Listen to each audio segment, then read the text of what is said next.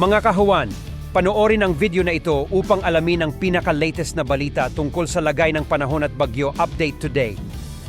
Tungkol sa Pag-asa Weather Forecasting Center, ito ang ating update sa magiging tayo ng panahon sa susunod na 24 oras.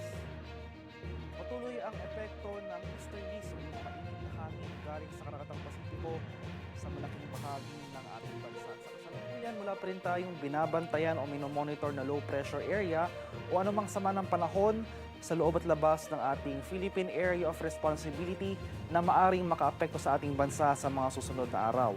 At dahil sa easterly, sasahan pa rin natin itong mainit at malinsangang panahon sa buong kapuluan, kabilang na dyan ang Metro Manila, maliban na lamang sa mga tsansa ng isolated rain showers or localized thunderstorms.